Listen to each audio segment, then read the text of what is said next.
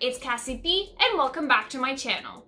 Today I'll be featuring my very first story time video. So I'm going to be talking about something that has affected me for years, and that is my migraine story. I first started getting migraines when I was about 12 years old. I went to several doctors trying to figure out why it was that I was getting severe migraines every single day for multiple hours, if not multiple days at a time. I would take an unrealistic amount of over-the-counter painkillers such as Midol, Tylenol, Motrin, and Advil, and nothing would help. My doctors just kept telling me it was stress and that it would go away on its own, but they never considered other factors or asked themselves the question, what does a 12-year-old really have to stress about? This discussion went on with two of my family doctors for multiple years. My migraines would make daily tasks and activities nearly impossible. My migraines would always kind of start off the same way.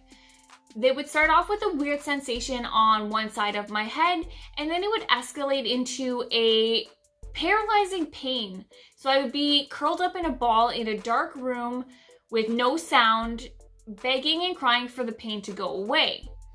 I would feel nauseous. I'd be super sensitive to light and sound, and any kind of pressure or touching of my head would leave me in pain. Even thinking was hard. After I finally accepted that my family doctors weren't going to help me try and figure out what was the cause of my pain, I took matters into my own hands. I took several steps to try and pinpoint causes of my migraines. I kept a journal to try and figure out if I had any triggers. So I wrote down everything I ate, anything I might have smelt that day, what the weather was like, where I had been, anything at all. I wrote it down, but I could never find a correlation between anything. It was always at random. There wasn't a certain thing that caused my migraine to happen. I tried different types of birth control recommended by gynecologists. So I tried the shot, I tried different kinds of birth control pills. I even tried birth control pills with lower hormone, and nothing changed. I still had migraines every single day. Next, I changed up my diet. I stopped eating meat. I reduced the starch and processed foods that I ate for several years.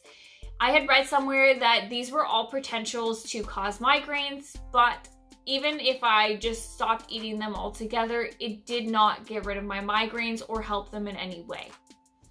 Next, I went to an optometrist to have my vision checked. So they took a look and see if I was putting any kind of strain on my eyes or if I had issues with my retina, but I had really good vision and there was no issues at all. I also went to a dentist, which had a look at my teeth to see if I was potentially grinding it in my sleep or putting any kind of tension on my jaw. But my teeth were fine and there was no sign of any kind of damage or grinding of my teeth. After a few months of waiting, I was able to get an appointment with a migraine specialist. So he took a look at my reflexes, my joints, and my overall physical health. But the only thing he did was send me off with a prescription. So this prescription had a really weird name. I can't remember. It was a long, fancy name, but it was supposed to prevent my migraines before they actually happened. Now, the only thing this medication did was turn my pee bright green. It did nothing for my migraines at all, even after taking it for several weeks. Since nothing was helping and my migraines kept getting longer and more frequent, I spent a lot of time in the emergency room. I would be in the emergency room so often that anytime my name went into the system for cause of migraine, I would get fast-tracked and sent in right away. I had become a regular in an emergency room. Who wants to be a regular in an emergency room? Sometimes I spend my nights there fighting with doctors, trying to get them to run more tests, and all they would do is put me on an IV drip and wait till my migraine passed. Eventually, I got one doctor that suggested I schedule a CT scan and an MRI scan, which I did. Unfortunately, the results came back completely clear. Everything was normal. Despite all my efforts, no results. My migraines were still occurring on a daily, and they were making my days dreadful and short. I was angry and I was trying to accept the fact that I just was going to live with migraines for the rest of my life. My boyfriend knew my history and my struggles with my migraines, and he was also getting frustrated because as much as I know he wouldn't say anything about it, it was also affecting his life. One day during a migraine attack, he just suggested out of nowhere that, why don't you get off your birth control altogether? I had nothing to lose, so I went ahead and quit birth control. For the first week, I had migraines almost every day, but after the drugs left my system, I went a whole week without migraines.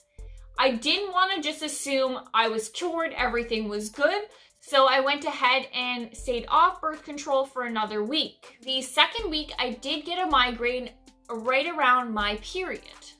But this was good because at that moment, I knew it was hormone-induced. You could only imagine my frustration.